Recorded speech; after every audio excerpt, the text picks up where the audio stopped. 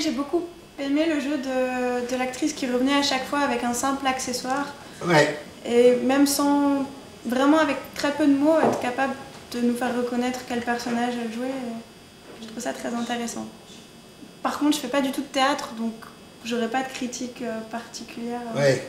Hein. Alors bon, la pièce est conçue comme ça. Ce qu'il faut dire, ça va profiter d'extrapoler là-dessus, c'est que la pièce écrite par Helder Costa, qui dirige donc un théâtre à Lisbonne, à Baraka, en hommage à Lorca sans doute, qui avant la guerre avait inventé la baraka et pas à Baraka en Espagne. Il a écrit cette pièce pour 1, 2 ou 3 personnes. C'est-à-dire qu'il peut la jouer seul, un peu comme... mais non, mais comme ferait... C'est-à-dire que ça explique bien le style de la pièce qui est déroutant. C'est-à-dire qu'il y a un côté one-man show. Il y a un côté Smaïn, il y a un côté Bedos, il y a un côté... c'est quand il est seul. Il l'a joué avec une comédienne, et il a aussi joué avec une comédienne et un comédien, en observant les caractéristiques sexuelles de la distribution. Donc il y a plusieurs variantes. Lorsque ça s'est posé pour qu'on le monte ici, on a assez rapidement opté pour la version à 2 personnages, justement pour opposer, du point de vue formel, pour opposer le one-man show avec le contraire du one-man show, ce que tu as repéré, c'est-à-dire la répartition de tous les rôles masculins-féminins avec une seule comédienne. Ce qui donnait une sorte de rupture donnée par l'écriture elle-même, par les faits eux-mêmes de l'écriture, et ça nous paraissait justement un élément intéressant. Donc l'idée, ça a été justement de développer le one-man show du personnage, un peu avec des moments de tension dramatique et des moments au contraire burlesques, et puis cette espèce de personnage qui revient comme un leitmotiv à l'intérieur de toute la pièce et qui passe invariablement d'un caractère à un autre, d'un personnage à un autre, avec toujours le même costume de base, et simplement quelques points additifs qui ont été fort bien trouvés, de mon point de vue, par le scénographe décorateur et par les costumières qui ont fait ça.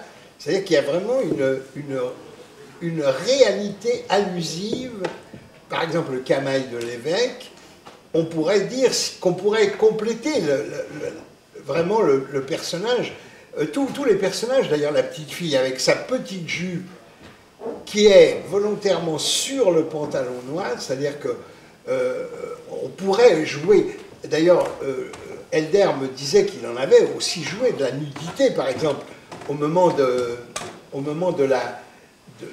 la séance du sauna, évidemment il y avait une provocation sur la nudité, pour la petite fille aussi une provocation sur la pédophilie, donc en avouant vraiment à la limite presque le corps de la petite fille, qui était jouée quand même pas par une fille de 10 ans, mais par une comédienne.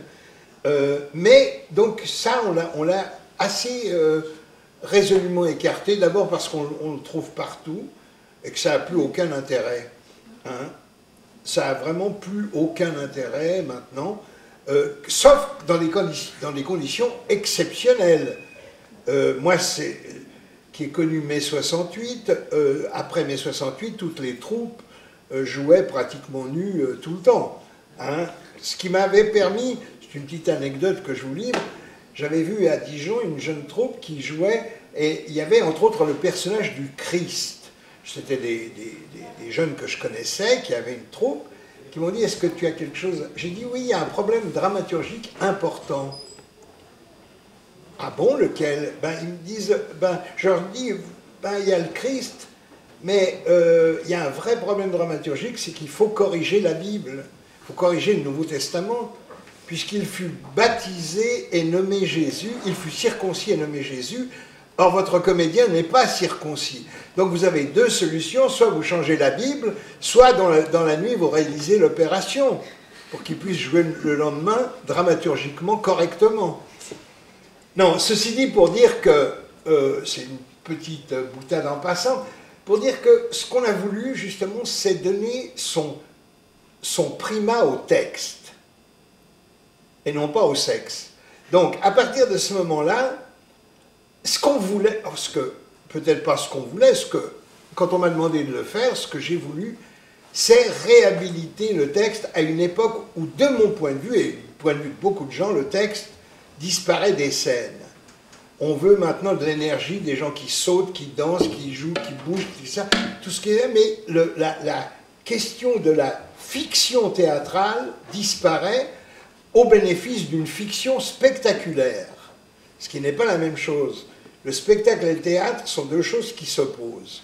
Donc, on a voulu, nous, je crois, à une époque où justement il y a une massification de l'image, on a voulu rendre sa valeur au texte et se dire que peut-être il y a quand même encore des gens, peut-être 2, 3 dans la société actuelle qui aiment encore le texte. Il n'y en a pas beaucoup. Hein, parce que la mode est... Mais le théâtre, puisque c'est aussi un problème universitaire, le théâtre a toujours oscillé, on peut dire, entre trop de textes ou trop d'images. Tout le temps, on peut voir cette sinusoïde régulière depuis pratiquement l'origine du théâtre. Et on est, en ce moment, à une époque qui va... certainement, c'est à coup sûr cessé. Parce que l'histoire qu'on raconte au théâtre n'est pas l'histoire d'un corps en mouvement, c'est une fable. C'est quelque chose qui renseigne sur comme on dit bêtement, une intrigue. Moi, j'élargis ça à la fable, c'est-à-dire, il faut savoir pourquoi, dans la vie, les gens qui nous entourent sont concernés par la vie elle-même. Et là, on n'a pas d'autre solution que de montrer que une histoire est racontée. Elle n'est pas vécue. Elle n'est pas, disons, surjouée comme on le voit tout le temps maintenant, hein, où on est elle est élaborée, elle est construite. Au théâtre, il y a deux jeux. Il y a le jeu spontané et le jeu élaboré. Le jeu spontané s'appelle la créativité. C'est ce qu'on fait quand on répète. C'est ce que font les enfants. Quand on est dans le jeu pur, dans la créativité, on joue pour soi. Donc il faut que tout le monde joue à ce moment-là. Mais la création suppose un jeu élaboré. C'est la différence qu'il y a entre Picasso et le peintre du dimanche. Le peintre du dimanche, il peint pour lui. Alors, il peint un sous-bois, et on a envie d'entrer dans le sous-bois si on est d'accord avec lui. Mais ça ne nous apporte rien. Parce qu'au mieux vaut aller à la campagne, dans un vrai sous-bois, que de le voir en peinture. Par contre, le travail sur les formes de la communication ne peut passer que par le jeu élaboré. C'est-à-dire ce qu'on appellera le travail complexe du théâtre, mise en scène, jeu, etc. etc. L'écriture du jeu. Ce que j'appelle, moi, ironiquement, la ludographie. Hein, puisqu'il y a la scénographie, c'est le travail du décorateur, la ludographie, c'est le travail du metteur en scène. Il fait jouer les gens au niveau où la pièce le propose. Là, c'est une pièce qui est d'une richesse incroyable du point de vue de ce qui se développe sur le problème, qui est un problème bougrement moderne de la corruption. Hein, il y a deux corruptions qu'un philosophe, un grand philosophe qui s'appelle Alain Badiou, décrit dans un de ses derniers bouquins. On vit de la corruption actuellement. On voit tous les affaires partout, quoi. pas seulement d'ailleurs en politique, mais dans les banques, dans partout, la corruption, les traders, etc., etc. Bon, tout ça, on vit de ça. En tout cas, on nous fait vivre ça par la presse, par les moyens disons, par les moyens audiovisuels, hein, ou par tous ces systèmes qui sont là pour nous empêtrer. Je note, je finis. Simplement, donc, le truc maintenant, qui est important, c'est que dans la corruption, il y a la corruption active, celui qui en tire tout de suite un bénéfice immédiat. Et puis il y a la corruption de ceux qui sont anti-corruption et qui, parce qu'ils tiennent un certain discours anti-corruption, participent à la corruption générale. Ça, c'est un paradoxe, mais c'est un philosophe qui parle. Et il n'a pas tort, dans certains points de vue. On va s'apercevoir que ce discours-là, il reste présent et qu'il contribue beaucoup à ce que tout le monde supporte quelque part la corruption. C'est pas le tout d'être contre. On peut être contre la corruption, mais la supporter. Il faut agir contre.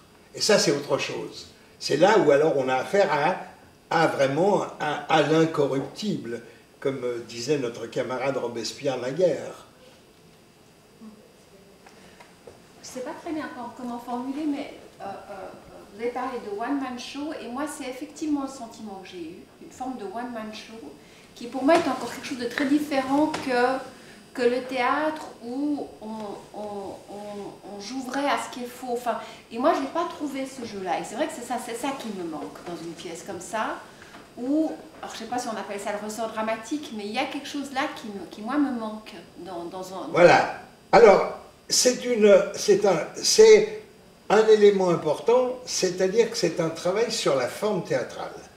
Parce que si on remarque bien, dans la structure même de l'écriture, au début, on a affaire à d'abord, on a affaire à un non-théâtre. C'est-à-dire, le prologue, c'est la loge, c'est l'arrivée. Donc, on montre déjà qu'on est dans la forme canonique du théâtre. Dès l'origine, le théâtre a toujours été du théâtre dans le théâtre. Dès les Grecs, aussi dans le théâtre hindou, dans le théâtre chinois, dans le théâtre japonais, dans tous les théâtres, disons, d'origine, comme dirait Chirac, des arts premiers, on est dans l'idée que la représentation n'est jamais directe. Elle sera directe seulement à partir du XIXe siècle, c'est-à-dire à partir du réalisme Zola, du théâtre naturaliste. Mais avant, le théâtre a toujours été fait, c'est curieux, les pièces, c'est toujours où c'est donné comme tel. Prenons Marivaux, les acteurs de bonne foi, où des acteurs répètent et jouent devant d'autres personnes qui sont en scène. Le théâtre dans le théâtre, il est toujours là. Mais même quand il n'y a pas le théâtre dans le théâtre réellement, il y a le personnage dans le personnage, ce qui revient au même. Tartuffe, par exemple, dans Molière, n'est pas un vrai personnage. C'est un symbole scénique, en quelque sorte, hein, de l'hypocrisie, comme lui peut l'être, d'ailleurs, un symbole cynique. Et ce qui est étonnant, c'est que Tartuffe réussit et perd, lui, il n'arrive même pas à réussir. Donc on est déjà dans une époque de nostalgie. On n'arrive pas. Mais ceci dit, bon, alors, dans les premières scènes, on est le one-man show presque pur. Les toutes premières scènes, il n'y a que lui qui parle. Les trois premières scènes, elle apparaît avec le mariage, vraiment, en jeu, la comédienne. Et avec ce mariage, avec la marche de Sant'Antonio, donc on arrive à l'idée qu'une pièce pourrait commencer. Et d'ailleurs, Helder Costa va la développer dans les limites qu'il s'est imposées. C'est-à-dire, il y aura la scène du mariage, fugitive, il y aura la scène du couple traditionnel, où l'homme est à table et où la femme lui sert à manger, hein, ce qu'on connaît quand on va dans la Méditerranée, autour de la Méditerranée, et disons dans le sud, en gros. Et puis le troisième, c'est la rupture. Donc en trois scènes, c'est les trois seules scènes répétitives dans la pièce. Pourquoi répétitives? Elles sont répétitives à l'intérieur du couple. Ah oui. Oui, il y a encore la scène avec le manteau de fourrure, etc. Ben oui, c'est ça, c'est ce que je dis. Il y a 3 scènes. Autrement, et ces 3 scènes amènent une idée importante. La plus longue scène de la première partie, c'est la scène où elle le quitte. Où elle lui dit « ras-le-bol, tu n'as pas su, elle fout le camp ». Il dit d'ailleurs « elle est partie, c'est fini, je suis seul ». À partir de là commence un autre type de théâtre qui est le théâtre, à la limite, celui que tu attends, traditionnel. C'est-à-dire, c'est la scène du président qui est une scène de théâtre, comme on verrait dans n'importe quelle pièce. La scène de la psy et la scène très courte, mais quand même là, de la voyante. C'est des scènes indépendantes qui n'ont plus rien à voir avec la première partie et qui représentent le théâtre en train... Alors, il y a une histoire du théâtre dans cette pièce. Au départ, ça montre que le théâtre, au Moyen-Âge, pour nous, pour ce qui nous concerne, était fait d'allusions, de petites farces, de petits sketchs. Puis peu à peu, ça s'est développé, c'est devenu un théâtre plus situé dans l'histoire des gens. C'est la femme, c'est le couple. Puis après, on a des scènes de crise. Hein, quand il va voir le président, c'est une vraie scène d'intrigue, de crise, comme dans le théâtre le plus traditionnel qui soit. Et ce qu'il y a de bien, c'est que les 2 dernières scènes sont de l'ordre, de nouveau comme au début, du monologue. Mais c'est un one-man show qui a changé. C'est-à-dire que la première partie des one-man shows, c'est plutôt des allusions humoristiques, en tout cas ironiques par rapport à sa situation, alors que la dernière, c'est la chute. C'est comme un chemin de croix, hein, et on se rapproche du Golgotha. Donc on a cette idée-là. Mais évidemment, c'est un théâtre très nouveau, en fait, par rapport à ce qu'on subit actuellement dans les théâtres généralement. C'est un théâtre qui montre comment on fait du théâtre. Et non pas qui impose, vous allez voir le théâtre. Mais en ce sens-là, il est beaucoup plus éclairant, de mon point de vue, que si on est disons, dans le théâtre de la voyance ou du voyeurisme, qui est actuellement le spectacle, quoi, le lot. Hein? D'ailleurs, le grand cinéma, pour revenir à ça, c'est le cinéma qui raconte des choses.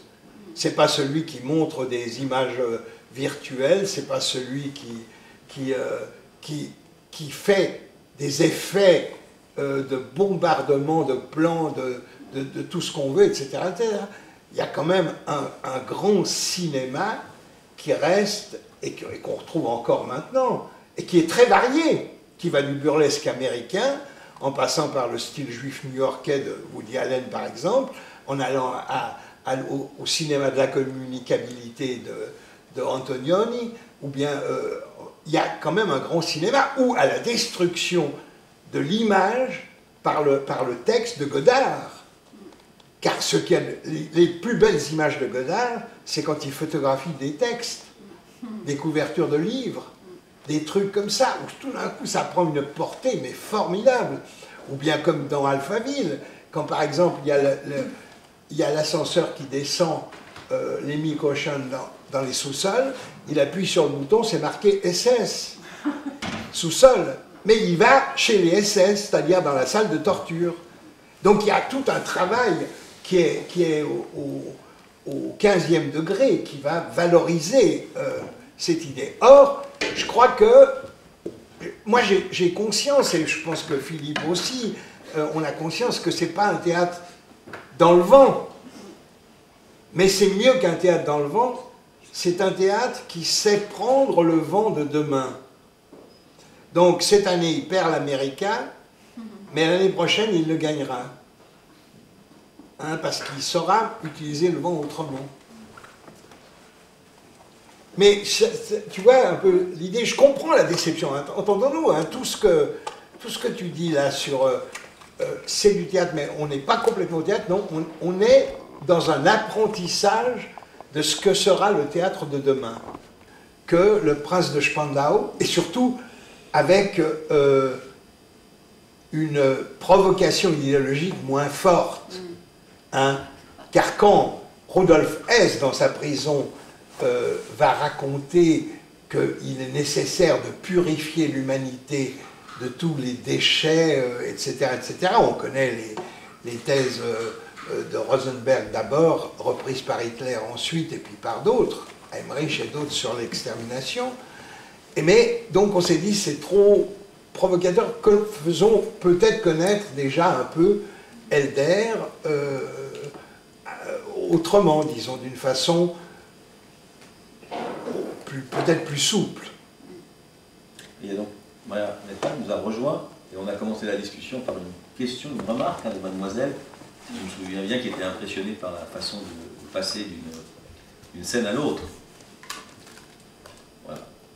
Non, mais ce qu'on peut peut-être dire par rapport à Helder Costa, qui le rend tout à fait atypique dans le théâtre français, c'est que, et l'exemple des deux pièces là, évoquées par André Stégère le montre bien, c'est que, comme dirait Heiner Müller à propos de Benoît Besson, contrairement à la police, il n'a pas d'esthétique. Et ça peut s'appliquer, je crois, à Costa. Parce qu'en fait, Costa, c'est la veine de Dario Fo, de Frank Arab, voilà. C'est la veine d'un écrivain, auteur, metteur en scène, qui pourrait être acteur, il est au cinéma, chef de troupe, programmateur, directeur, et donc qui a dans son outillage un horizon de forme, de style, vraiment très très impressionnant, quoi. Et notamment là, ce qui est frappant, c'est vrai que c'est une chose qui fait remonter le théâtre français à, on pourrait dire, avant Diderot, c'est cette capacité, alors après on aime ou on n'aime pas, mais à allier, disons, des formes dites mineures, musical, variété, cirque, vaudeville, à la gravité et l'importance d'une critique sociale, d'un sujet comme la corruption, etc. Et que ça, c'est vrai que nous, dans notre éducation, moi le premier, je pense que je n'aurais pas rencontré Benoît Besson, je n'aurais pas été, et André Stégère d'une autre façon, mais sur cette question-là, des formes dites mineures, quelqu'un comme Besson, on n'est pas du tout prêt à ça, quoi. On a plutôt une prévention, pour ne pas dire une distance, et pas une distanciation. Et donc Costa, lui, il est vraiment là-dedans, quoi. Celles et ceux qui viendront voir, si vous le souhaitez, la pièce autour d'une figure importante de l'anti-Salazar, de l'anti-dictature au Portugal, le Obviamente, qu'on fait en fin de semaine prochaine, là, on va encore voir un tout autre style. Et Spandau, à la limite, c'est parfois proche de Heiner Müller et puis de Silberberg. Ouais. Donc je dis ça, c'est toujours un problème effectivement, quand on fait connaître ou quand on fait passer une première pièce d'un auteur inconnu en langue française, pour prendre le français, c'est toujours un pari de dire on commence par là, peut-être qu'on aurait pu commencer par Spandau, le prince de Spandau, le titre en lui-même est assez évocateur, le prince de Spandau, et on ne l'a pas fait. Et c'est vrai que le simple fait qu'il ait choisi, par exemple, de ne pas faire une pièce morale, de bonne conscience, qui dénoncerait la corruption, qui dénoncerait un personnage de corrompu, style une série de dramaturgie, une série, bah, ça montre bien comment il prend les choses. On n'est pas loin de Schweig dans la Seconde Guerre mondiale de Brecht, avec ça. Non, mais c'est moral au sens. Non, bien sûr, c'est pas moral au sens de faire la morale. La pièce morale, ça serait une pièce qui serait contre un personnage qui, là, l'astuce est quand même nette. Oui, bien sûr. Mais puis j'espère que c'est moral, ceci dit. La deuxième ligne, tu sais que c'est moral, je veux dire. Non, mais le problème, c'est pas que ça soit moral ou pas, c'est que le fait que ça entretient une autre forme, selon que tu vas dans le fait de dire que le drame, ou la problématique, c'est pas un personnage qu'il faut condamner parce qu'il est un corrupteur et un corrompu, pardon, et que tu dis non, le tragique, c'est qu'il voudrait l'être et il peut pas, ça change toute l'histoire. Mais le fait qu'on ait compris, c'est pas important. C'est pas ça important. Ça, c'est pas important. L'énigme, c'est ce qu'il y a de plus inutile en art. C'est pas un problème d'énigme, c'est qu'on a assez vite compris, et moi je trouve finalement, mais je suis un peu, voilà, je trouve finalement assez convenu. Moi j'ai l'impression de trouver un peu un peu éculé le discours. Enfin, voilà. C'est un travail sur le lieu commun. Comme toute grande farce, elle travaille sur le lieu commun. Totalement, alors, c'est vrai. Ouais. Elle n'a pas le... C'est comme Chaplin, c'est comme Buster Keaton, c'est comme les Marx Brothers, c'est comme Woody Allen d'ailleurs. Qui est ce soir à Genève, je tiens à vous le dire. Donc une pensée pour Woody Allen. Oui. Lui, une pensée pour Woody Allen. Et qu'est-ce qui s'est passé avec l'université? Vous n'êtes pas de votre faute. Ah non. Mais j'ai commencé comme ça, on pourrait finir presque comme ça, mais en tout cas, heureusement que vous êtes là. Je sais pas. Ah oui, je vous assure. Vous avez écouté Woody Allen. Ouais. Ou alors, vous allez voir Olympique de Marseille, Benfica, Lisbonne. Ça, c'est aussi une alternative. On va voir. L'idée du théâtre dans le théâtre, c'est une idée à vous ou c'est une idée postale? Oui, c'est-à-dire que je travaille depuis très longtemps avec Roland Deville, le décorateur, que j'ai eu comme élève d'abord à Strasbourg il y a 450 ans, quoi. Et l'idée, c'est que moi je l'ai tout de suite dit, on travaille comme ça, il propose des trucs, je propose des trucs, puis après ça se passe, on n'a même plus besoin de parler, disons, il travaille. Mais j'ai dit un jour, je vais parler de la revue du Casino, ici, parce que pour moi, c'est de ce domaine-là. C'est-à-dire, c'est du théâtre de sketch, comme ça, comme dans les revues. Et je dis ce qui serait bien, parce que j'ai fait 2 fois la revue, mais une fois avec Roland comme décorateur, et on a travaillé sur ces formes-là pour la revue.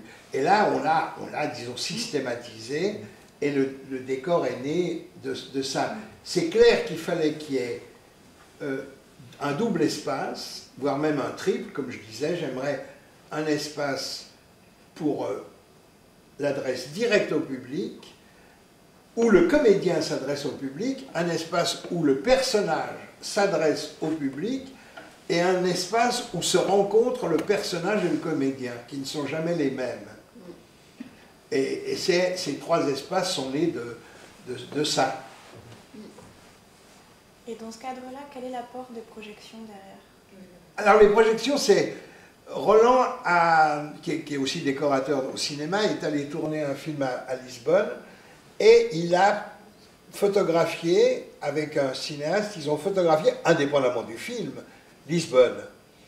Et en s'attachant à prendre des éléments anecdotiques pour nous, dans Lisbonne, c'est-à-dire, mais qui sont les vrais. À mon sens, c'est ça qui est le plus beau dans les villes.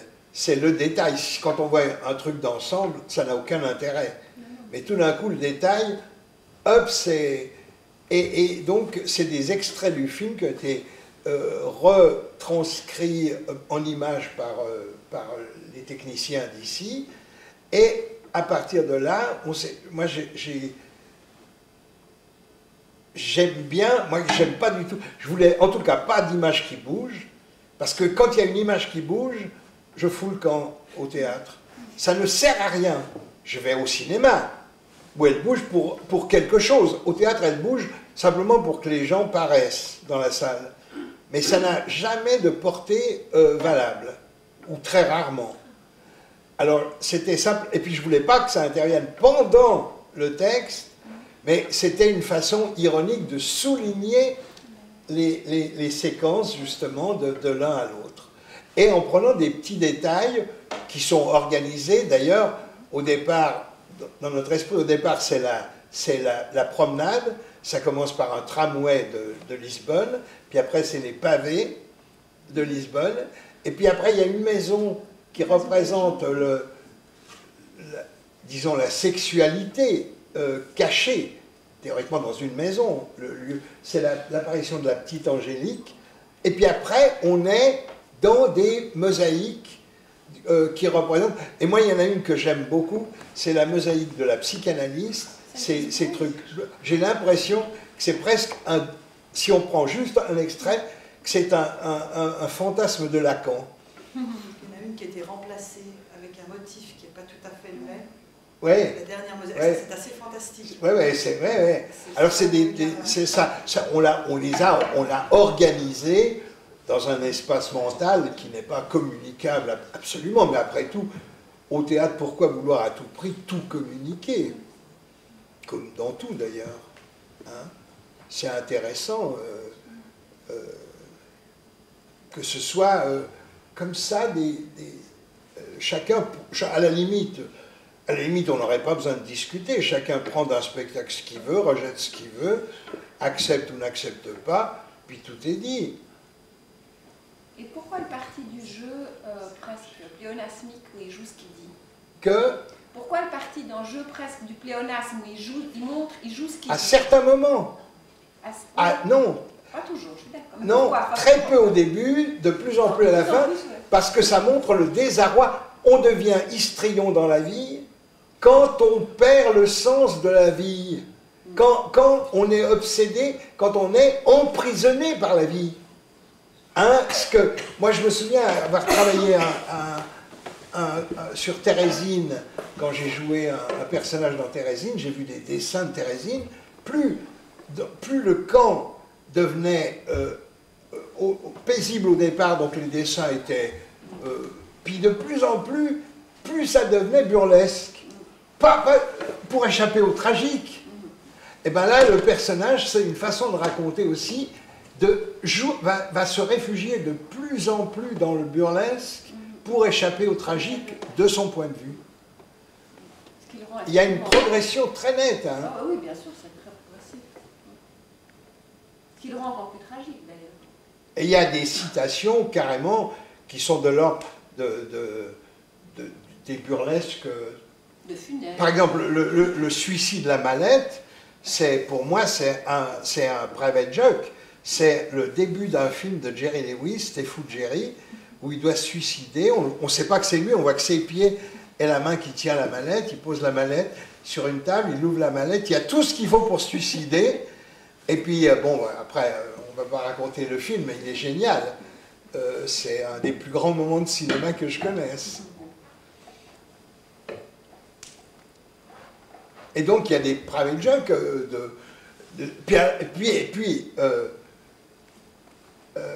comme avec Maria, comme avec Roger. Maria, c'était quand la cruche cassée, la mouette? C'était en quelle année? Bon, tu veux peut-être pas dire ton âge. 83, 84. Voilà. Mais Roger, c'est encore plus ancien. Je l'ai eu dans Sina, quand j'étais en France, où il débutait dans Maxime, dans Sina, on tournait en France. Et donc, on a une grosse habitude, là aussi, du jeu. C'est plus facile. Et Roger, je sais très bien, un jour, pour bien montrer comment ça naît l'histoire, il jouait, je montais les Troyennes d'Euripide qui est venu ici, mais je le montais à Vidi. Et il jouait Ménélas, mais je venais de monter La Belle Hélène avec Brucknal et Pascal Auberson et Gindely, qui jouait Ménélas aussi, comme dans l'autre. Alors, évidemment, t'étais là d'ailleurs, toi, dans la salle, hein, qui jouait Athéna. Et donc, je lui dis, mais écoute, c'est quand même ça manque de fantaisie dans ce que tu amènes, ce qui était... La première fois, il était contraint, alors il m'a fait il m'a joué la scène à sa façon.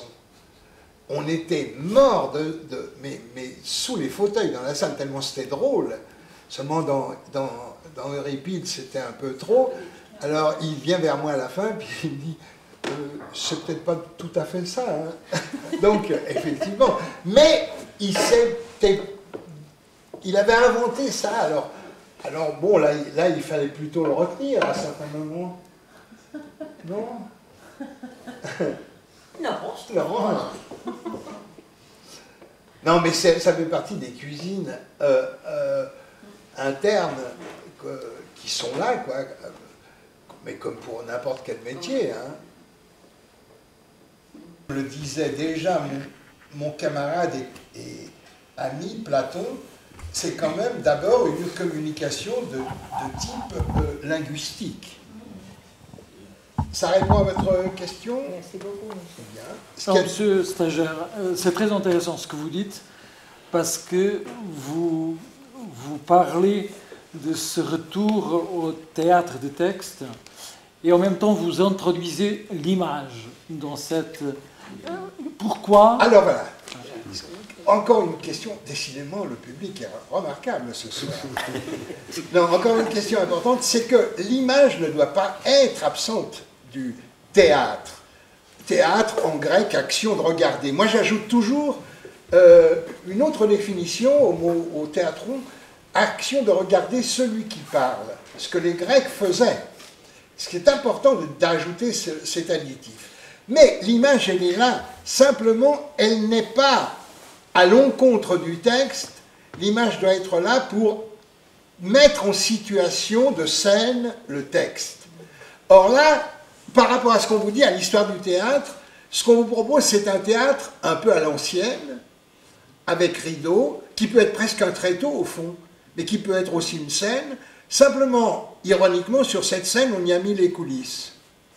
Alors que devant, il y a un espace qui est l'espace du jeu proprement dit, et puis sur le proscénium, ce serait un peu l'espace du chœur grec, c'est-à-dire de celui qui entre en contact direct avec le public, car il faut remarquer, ça c'est important, que les Grecs ont inventé, dès le début, tout théâtre est un théâtre dans le théâtre. Ça n'existe pas autrement. Autrement, c'est ce qu'on appelle le naturalisme ou le réalisme. Mais le théâtre dans le théâtre, c'était, chez les Grecs exemplaires, vous aviez votre amphithéâtre, au milieu l'orchestre rond, vous aviez les spectateurs assis, mais presque le cercle se refermait. Il n'y avait qu'un tout petit bout, d'après ce qu'on sait, de Scéné et de Proskéné, qui présentait les protagonistes, deutéragonistes et tritagonistes. Mais autrement, le point de vue, la focalité était dirigée sur le chœur. Pourquoi? Parce que le chœur, ce que le public venait voir, c'était pas l'histoire qu'il connaissait par cœur, sous d'ailleurs de multiples formes. L'histoire d'Édipe, selon les villages, en Grèce, elle est différente, c'est la même, mais toujours avec des différences autochtones. Ce qui comptait, c'était les réactions de leurs représentants dans cet orchestra. Comment ils réagissaient au gré des jours, et des mois et des années, comment ils réagissaient à ce que la scène pouvait leur présenter. Donc, c'était comme si nous, c'est comme si à l'Assemblée nationale, pour parler de mon ami Deville, le scénographe qui pourra répondre au plus à cette question, et Philippe, mais on pourrait dire même ici le Grand Conseil, eh bien, il y aurait autant de citoyens, pensons à 10 000 citoyens, autour de 40 députés. Je crois que leur réaction ne serait plus tout à fait les mêmes, qu'ils penseraient peut-être un peu plus aux 10 000 citoyens, c'est-à-dire au peuple qu'à eux-mêmes, c'est-à-dire qu'à la corruption. Tu as peut-être quelque chose à ajouter? Ah, sur l'image. Oui. Sur l'image, il y a l'image globale, puis il y a l'imagerie.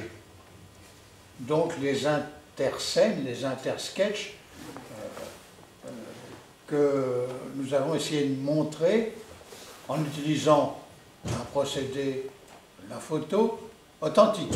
Ce sont des carrelages et des pavés de Lisbonne. Hein. C'est authentique. Par hasard, j'avais fait un film sur Lisbonne avant, enfin un petit film, et je me suis servi de ce matériel. Donc ça, c'est l'imagerie, mais qui n'est absolument pas explicative, qui montre simplement un arrêt entre deux moments de théâtre. Voilà, avec un clin d'œil sur... Avec la musique d'Éric Satie. Voilà. Et voilà.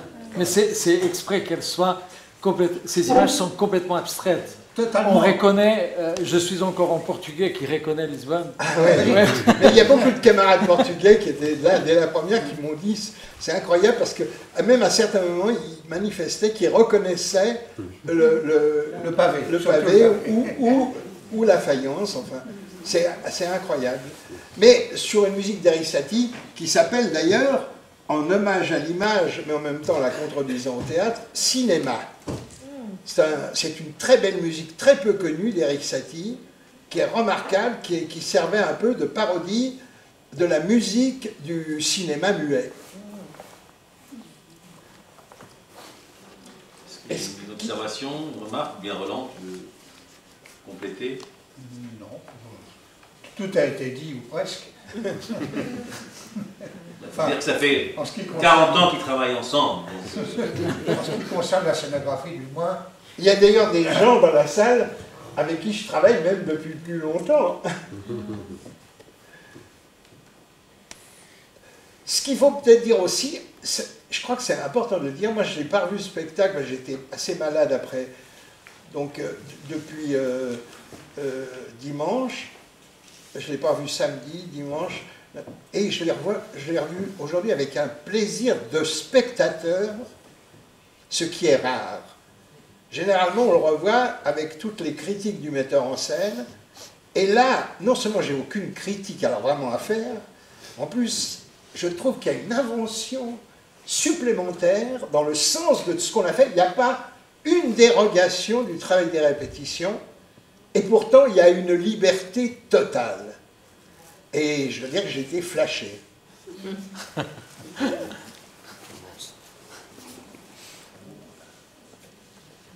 Oui. Oui. Bon, moi j'ai une petite question sur le texte. On peut s'étonner de voir associer non corruptible et briseur de grève, ce qui associerait à l'inverse corruptible et briseur de grève. Non, et en grève ou gréviste. Oui. On aurait pu attendre l'inverse. Pourquoi dans ce sens-là? Alors ça, faudra le demander à... Faudra le demander. Alors, je ne sais pas si c'est une erreur de traduction ou non,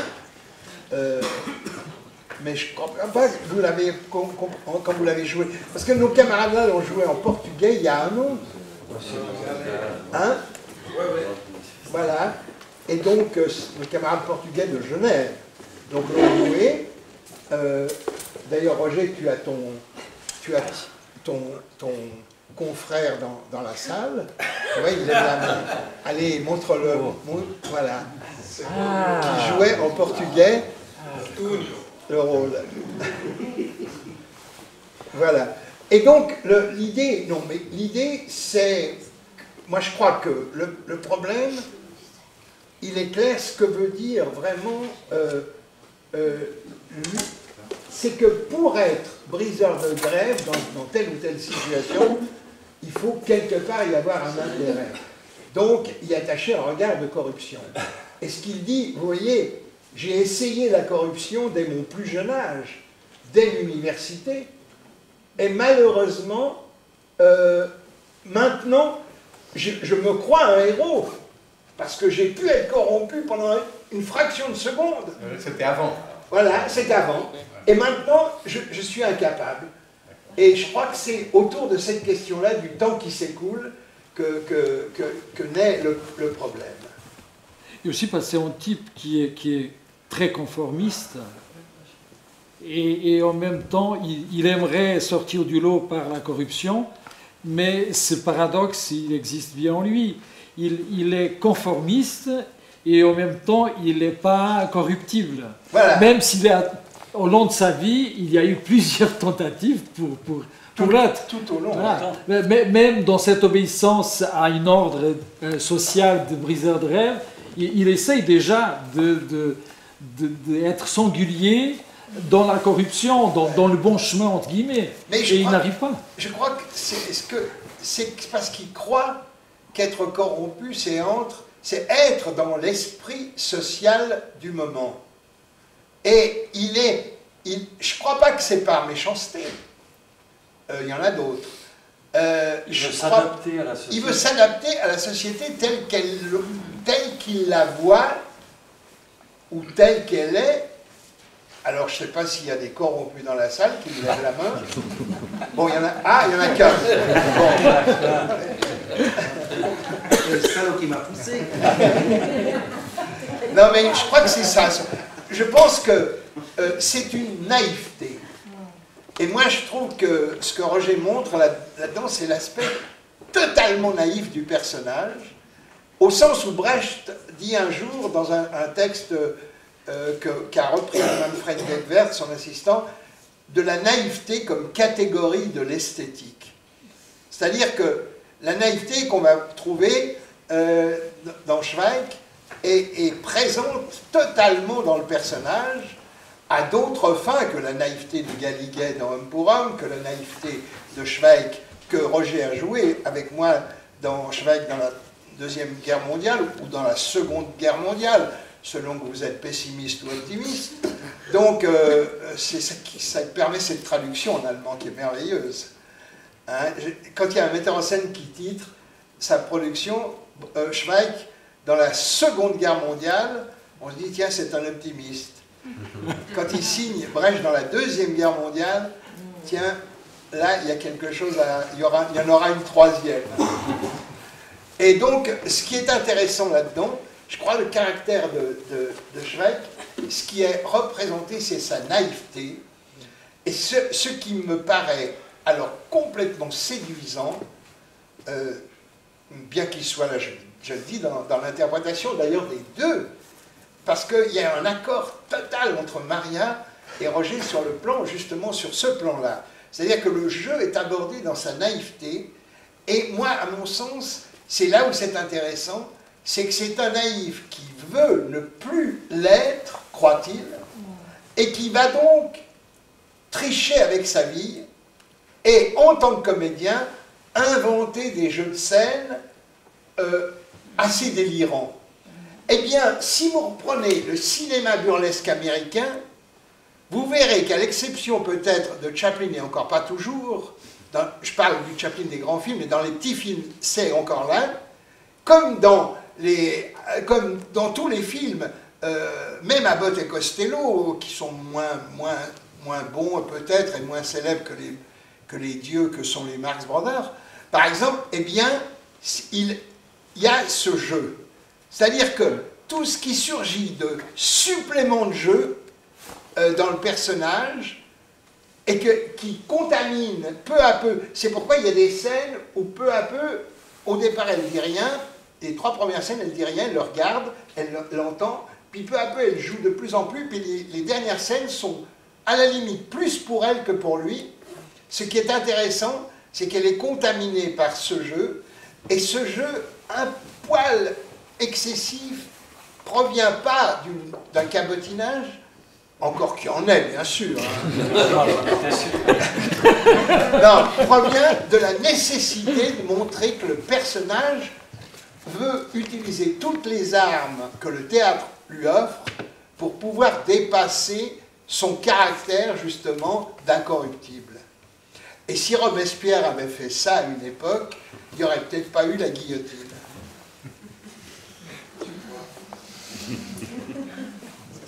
Non, parce que quand j'ai dit que c'est la pièce, le premier titre, c'était L'Incorruptible, qui a été le premier titre en portugais, au tout début, m'a dit Helder. Ici, quand j'ai parlé de L'Incorruptible, tout le monde m'a dit, bon, les gens de théâtre, qui sont souvent un peu bas de plafond, comme nous, ont dit, ah, c'est une pièce sur Robespierre. Bon, j'ai dit oui, bien sûr. D'une certaine façon, c'est une pièce sur... Mais pas que Pierre, j'ai ajouté. Bon, d'accord. Et quand même, il y a quelque chose qui s'inverse dans le propos, puisque un bonhomme comme Berlusconi, qui est nommé dans le texte, dans le spectacle, on pourrait en citer plein d'autres, évidemment, mais puisque lui est nommé, il ne se voit pas comme corrompu. Mais jamais le corrompu. Et donc l'incorruptible qui voudrait être corrompu, il est complètement à côté de la plaque. Parce qu'en fait, les corrompus sont corrompus par le regard des autres. Oui, mais eux-mêmes ne le sont jamais. Si quelques-uns le savent, et le oui, savent. Enfin, en tout cas, on ne cherche pas à être corrompu comme le personnage cherche à être corrompu. Donc là, il y a un renversement complètement complet de situation Tout à fait, qui est le terrain de la farce ou du comique. Exactement, c'est ce que le philosophe Henri Lefebvre appelait l'image inverse dans le théâtre de Brecht. Voilà. C'est-à-dire que c'est l'image inverse, comme dans le cinéma burlesque américain. Par exemple, il y a des citations volontaires. Le suicide de Roger Lamalette, c'est une citation personnelle, c'est un private joke, mais vraiment qui, moi, me plaît beaucoup. C'est un des très très grands films de Jerry Lewis. C'est le début d'un T'es fou de Jerry. où il veut se suicider, il a une mallette avec toutes les armes possibles. Bon, inutile de dire qu'il n'y arrive pas, comme lui, mais il ne part pas dans les étoiles. Mais presque. D'ailleurs, dans Te Fuggeri, parce qu'il prend un avion à un moment donné, où pour faire activer l'avion, tous les passagers doivent pédaler. Donc, on est là dans une image vraiment, je dirais, sacrilège en quelque sorte, de ce qu'est le réalisme. C'est, je crois, ce qu'on pourrait appeler l'effet de décrochage. Quand on tombe dans le réalisme, c'est l'effet d'ancrage. Et c'est ce que Brecht appelait la distance. Et Artaud, la cruauté, c'est-à-dire l'humour. Car pour Artaud, la cruauté n'était pas du tout le sang, n'était pas du tout c'était l'humour. Il l'explique très bien dans un article qu'il écrit, une critique, à l'époque où il y avait encore des critiques, ce qui n'est plus le cas de nos jours. Ça, c'est une attaque personnelle. Mais il n'y en a pas, il y en a eu. Non, mais je veux dire que il disait, il critique la Animal Crackers, le film de Marx, et il explique que c'est la distorsion entre la doxa, finalement la croyance, et puis l'effet de décentrement. Hein, on retrouve Brecht là, l'effet. Eh bien, c'est ça qui crée quelque part le vrai effet de cruauté. C'est-à-dire on met la société telle qu'elle nous est imposée dans ses doctrines en état de perte. Donc on est cruel avec la société dont on ne veut plus. Et c'est un peu ce qui apparaît là-dedans. Mais posez-leur des questions. Non, parce que je... Demandez-nous si on a soin.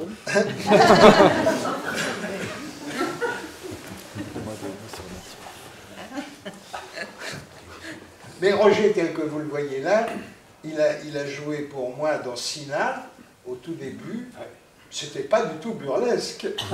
Maria, qui a joué la mouette au théâtre de Carouge, n'était pas du tout dans le burlesque. Mais on était dans la jeunesse. Mais déjà plus moi. C'est méchant. Bon, ce qu'on ressent, c'est que vous avez un plaisir très fort de jouer. Je crois. Et ça, on le ressent d'une façon immédiate. Et ça, tant pour Roger comme pour Maria, c'est un bravo qui n'a pas été proclamé, mais c'est un bravo que je vous adresse maintenant. Tenant compte que je suis aussi fier que mon compatriote écrive des textes comme ça et que M. Stagiaire nous donne des très bons cours de théâtre. On viendrait tous les soirs, mais je crois que vous n'êtes pas toujours libre. Peut-être bientôt plus. Elle n'est pas pressée. Mais on se reverra. On se reverra parce qu'il existe. La doxa dit qu'il y a le ciel, l'enfer et le purgatoire. Mais moi, j'y ajoute un quatrième espace. Il y a une scène qui s'appelle chez Freud l'autre scène. Et c'est celle qui nous accueillera, certains d'entre nous, ici, après.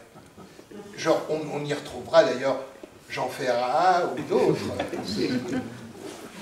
J'ai oublié aussi de vous saluer parce que je considère que la complicité que vous avez avec M. Stagiaire, je ne connais pas votre nom, je m'excuse. Roland Deville. Deville, on sent cette complicité parce que la première chose qu'on voit avant la pièce, c'est quand même le décor, il est bien là. et avec cette explication que moi j'étais complètement épaté de cette division, ça donne envie de revoir même la pièce pour comparer les définitions de M. Stagiaire après comment les comédiens jouent avec les trois parties. Et ça, c'est votre travail, c'est vraiment très intéressant.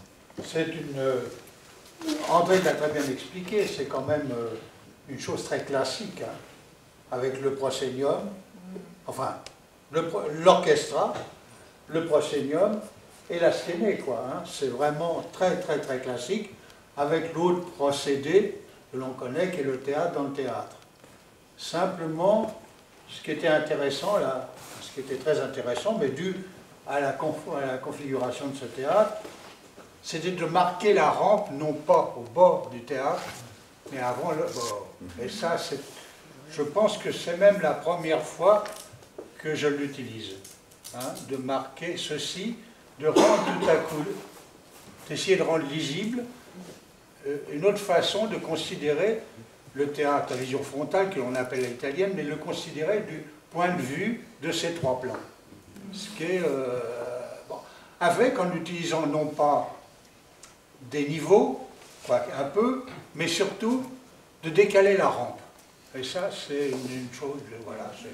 D'ailleurs, au départ, on avait pensé avec Roland à descendre le proscenium qui est mobile, vous voyez, hein, on peut le descendre, et finalement, on y a renoncé, justement pour accentuer cet effet d'artificialité qui est plus signifiante que ça aurait été une vraie rampe, ce qui aurait été inintéressant au possible. Madame. Madame. Donc, pour moi, le théâtre a une fonction d'éducation et il a une fonction de critique sociale. Et en ce moment de notre temps, dans le temps que nous vivons, je ressens un besoin pressant des deux choses. D'une critique, comme dans cette pièce, et peut-être amener le public à comprendre ce qu'on veut dire. Alors, chercher des pièces comme ça, chercher des textes.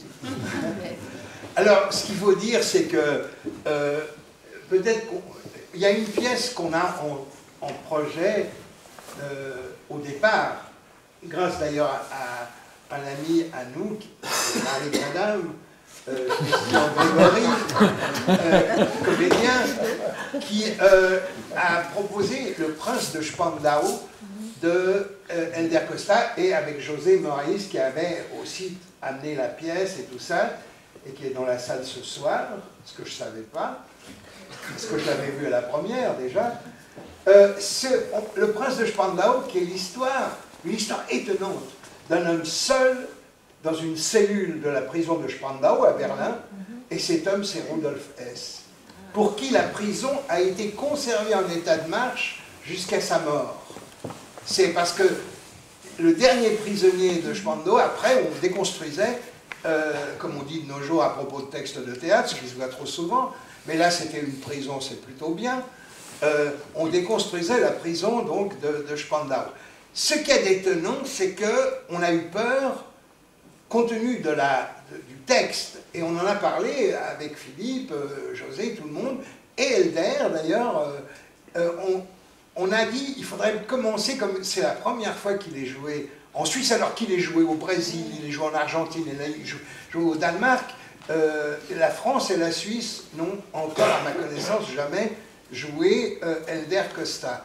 Donc la francophonie, où elle se sauve par elle-même, où elle se sauve dans un rapport aux productions des autres.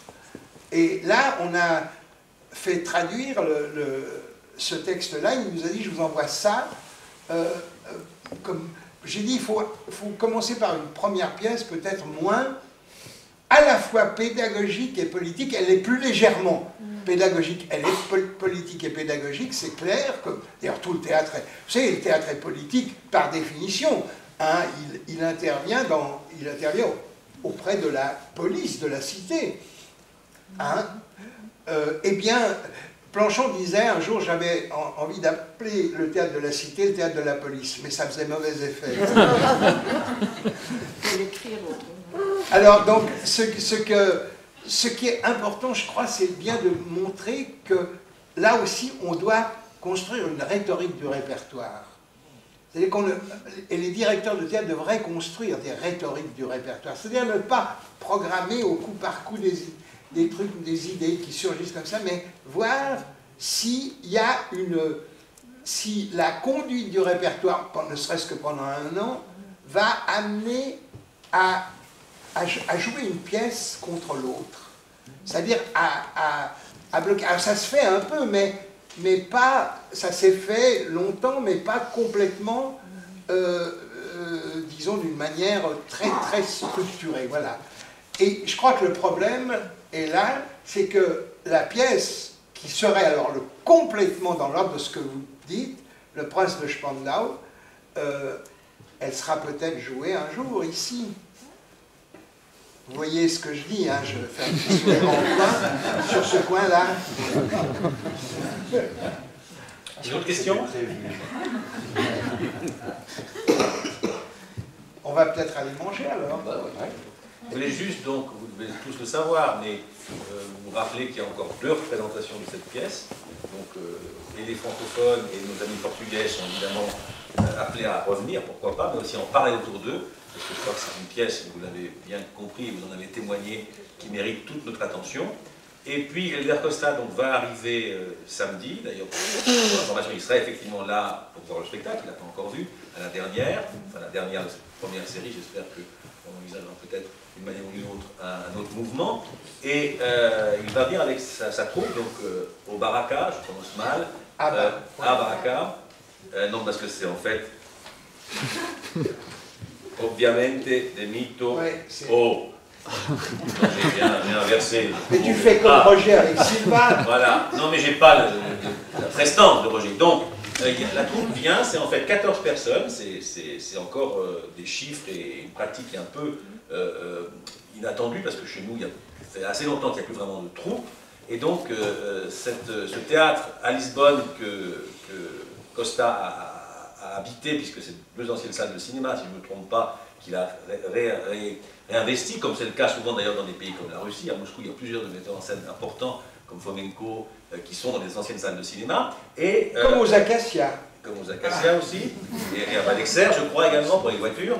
Et il y a en fait donc 4 représentations dès mardi de cette pièce qui s'appelle Obviamente de Mito O, qui est en fait un autre versant du théâtre de Costa. Ce qu'il faut savoir, c'est que Costa, il est un peu dans la tradition de l'homme de théâtre, écrivain, chef de troupe, comédien potentiel. C'est-à-dire qu'au fond, le rapport à l'écriture scénique et le rapport à l'écriture littéraire, c'est un rapport très turbulent et qu'il fait avancer de front, quoi.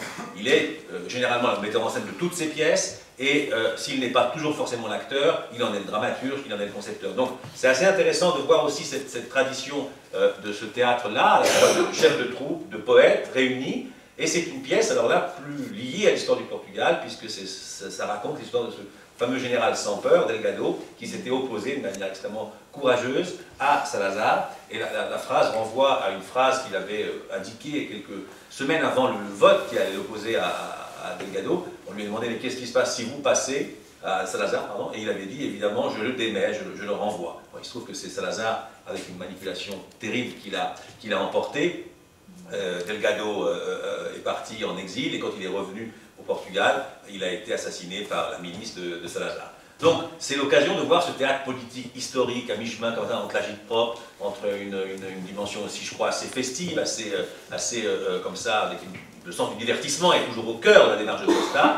Et parallèlement à ça, il y aura 2 soirs, et c'est la 3e opportunité de découvrir le théâtre portugais. Alors là, le théâtre vraiment classique du 16e, Gilles Vicente, qui est un grand dramaturge étudié dans les écoles, qui est un peu une espèce de figure de Molière, ou d'avant Molière, parce qu'il est antérieur à Molière. Il est considéré comme le père de la dramaturgie et espagnole et portugaise, parce qu'il écrivait aussi en espagnol. Et c'est une très grande comédienne de la troupe, de la Baraka, qui va jouer une histoire qui donc s'appelle, je vais y arriver, O Pranto da Maria Parda, qui donc sera donnée 3 soirs, en fait, avant le spectacle, donc à 18h30, de Costa. Voilà, donc c'est notre façon à nous de faire avancer, disons, une rhétorique du répertoire à travers ces 3 textes en français, un texte politique, on va dire historique, et un texte de référence du répertoire portugais. Et donc je peux que vous inviter à voir les spectacles, et en indiquant que le Obviamente est là aussi pour l'occasion traduit en français pour la première fois et surtitré en français. Ils n'ont jamais évidemment joué hors du pays, donc on a fait ça pour l'occasion. On aura peu de temps pour adapter les surtitres, mais le travail a été vraiment entrepris par une fois de plus un de ces jeunes amis portugais qui ont fait ça, disons, de façon passionnée pour que ces textes soient connus. Et je crois que c'est une belle occasion pour découvrir ce théâtre, ses acteurs et Elder Costa. Donc, toute la semaine prochaine, jusqu'à la veille de Pâques, il y a encore du théâtre à Saint-Germain. Voilà. Merci. Merci à vous. Merci.